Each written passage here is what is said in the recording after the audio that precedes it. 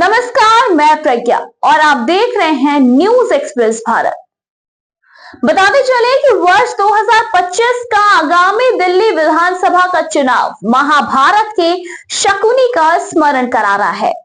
जी हाँ, इस चुनाव में जो भी पार्टी मामा शकुनी की नीतियों के अनुरूप चलेगी वो ही विजयश्री प्राप्त करेगी।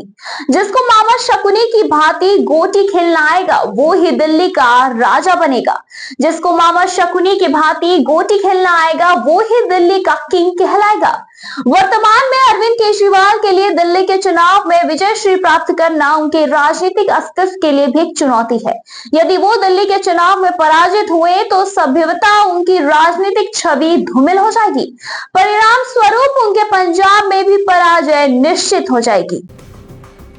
अब दिल्ली के विधानसभा चुनाव कांग्रेस, भाजपा और आम आदमी पार्टी के मध्य एक त्रिकोणीय स्वरूप ले चुका है। यद्यपि दिल्ली ने कांग्रेस का वोट प्रतिशत मात्र 6 से 7 ही है। यदि राहुल गांधी ने इसमें 12% तक की वृद्धि कर दी तो अरविंद केजरीवाल के लिए दिल्ली की जीत दुर्लभ हो जाएगी। कांग्रेस पार्टी का यह मानना है कि अरविंद केजरीवाल ने उनको गुजरात में और हरियाणा के विधानसभा चुनावों में अत्यधिक क्षति पहुंचाई है। इसी के साथ इन प्रदेशों में कांग्रेस की पराजय का प्रमुख कारण यही है कि अरविंद केजरीवाल ने अपनी अपरिपक्वता के कारण कांग्रेस को सत्ता प्राप्ति से दूर रखने में अपना महत्वपूर्ण योगदान दिया।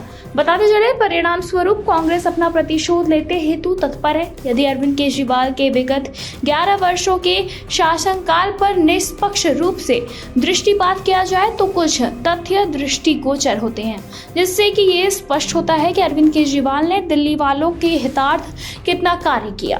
उनकी राजनीतिक गतिविधियों का बिंदुवार विवरण निम्नवत है। इसी के साथ ही वर्ष 2013 में अरविंद केजरीवाल लोकपाल की नियुक्ति हेतु संघर्ष थे, परंतु संपूर्ण शासनकाल में वो लोकपाल की नियुक्ति नहीं कर पाए। नगर निगम के परीक्षण की मांग करते थे परंतु नहीं करा पाए। बिजली सस्ती करने का वचन पूर्ण नहीं हुआ। इसके विपरीत निरंतर महंगी होती चली गई। बताते चले, इसी के साथ ही दिल्ली की जनता को पानी की निर्विघ्न आपूर्ति का आश्वासन और टैंकर माफिया को समाप्त करने का वचन दिया गया था। इसी के साथ ही परंतु वो इन दोनों ही वचन की पूर्ति करने में असफल रहे।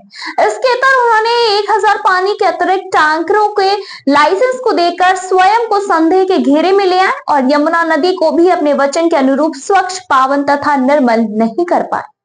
बताते चले, इसी के साथ अंत में अरविंद केजरीवाल के राजनीतिक भाग्य का निर्णय तो दिल्ली की जनता को ही करना है।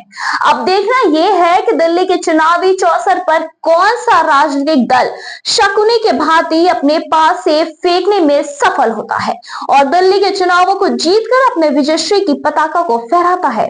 फिलहाल उस पर आपकी क्या कुछ राय, हमें कमेंट सेक्शन में कमेंट करके जरूर बताएं।